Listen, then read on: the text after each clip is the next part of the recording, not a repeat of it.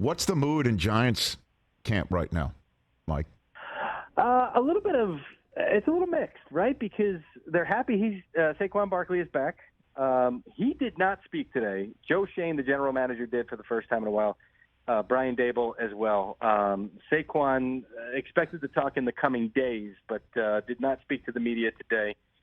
So it's kind of, I don't know, bittersweet, right? Like, he's here. That's great.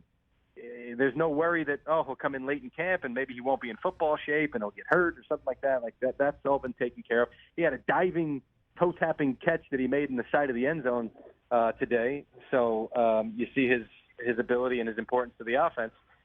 But by the same token, he's getting paid less than what he should be. And I know that's the case for a lot of running backs these days, but all along the way there were contract negotiations and better deals that were on the table to be had, and he didn't take them, and now we're where we are right now, which is not to say that a long-term deal might not be possible after the season, but right now for him to be playing on $900,000 of incentives that, by the way, would have been more reachable in one of the recent contract offers that the Giants made that could have helped sweeten that potential deal.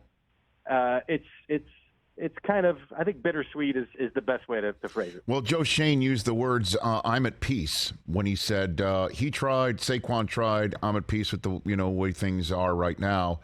We're assuming Saquon not talking today means he's still in search of that peace before saying a peace today.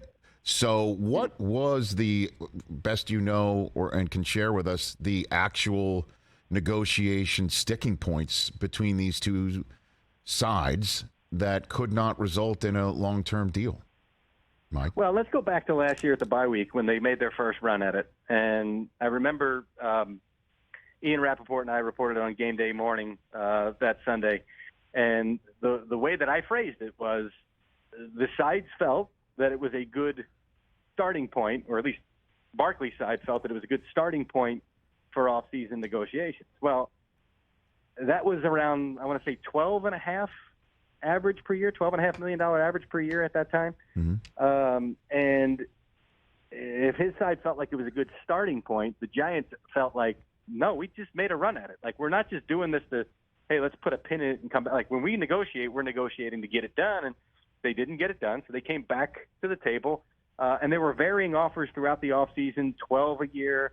There's one that even got up to 13 per year. Now, along the way with these numbers that I'm throwing out, the guarantees weren't as high as Barkley and his camp would have liked, along with trying to go for a higher average per year. Mm-hmm. But then when we came down to the wire, now the Giants were at their lowest point of everything they had offered. It was around $11 million per year in base value. There were incentives that could have gotten it higher. And at that point, when Barkley had seen numbers on the table that, again, were 12.5, 12, 13, now we're down to 11. Well, let's get back to where we were. The Giants just wouldn't go there. My understanding, Josh Jacobs got an offer from the Raiders around $12 million per year. Jacobs and Barkley were in communication that final day when the deadline had arrived. And my understanding, if the same deal that the Raiders had offered Jacobs, Barkley would have taken, but the Giants just wouldn't go there at that point. So I got to be honest, I was shocked that day that nothing got done because the Giants were at 11, Barkley was at 12. Usually a gap that small, you're able to bridge it when the deadline approaches. And they just didn't get there. The Giants just didn't want to go there at that point. And it's stunning to me because Barkley had $900,000 in incentives this year, was not a lot to get him into camp. So it's like it really wasn't that far away. So I still remain surprised nothing got done at the deadline on July 17th. And then, of course, it doesn't help that, Andrew Thomas gets a $117 million contract today. When I say help, I mean in terms of repairing any relationship that could be frayed by all of this.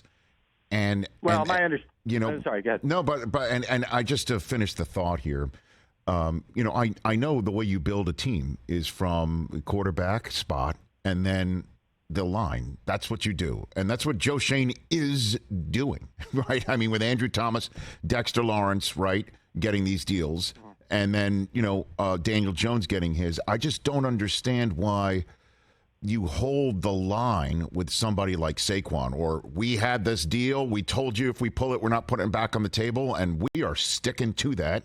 And then, the actual dollars that we're talking about that might be different is what, 1/11th the amount of Thomas's entire contract. Right? It doesn't compute, is what I'm saying. Yeah, Mike.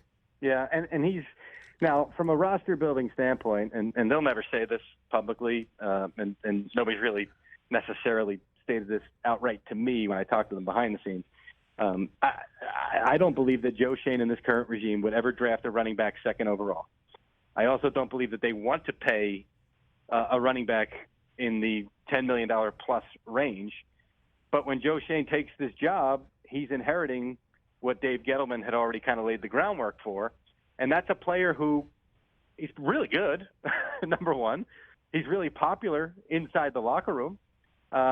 He is a really good kid. There's certainly no question that they think that he's a outstanding individual. So now it's like, well, we got to kind of pay him, right? But we don't want to necessarily go to a certain point. I know that they, after those deals that I talked about that were on the table were turned down, certainly the fact that they wouldn't go back there when the deadline approached tells you that they didn't want to go there in the first place. And certainly looking back, we're kind of like, oh, geez, we really overextended ourselves on that one. The positions you're talking about, Dexter Lawrence at defensive tackle, Andrew Thomas at left tackle, Daniel Jones at quarterback, those are certainly the ones that I believe that this regime, along with a bunch of other regimes, would love to pour most of the money, right, and then figure out where the running back position goes, which the running back market and all those guys out there, I feel for them, but that's kind of the way it goes for most of the league right now. Catch the Rich Eisen Show every single day on the Roku channel, 12 to 3 Eastern, for free.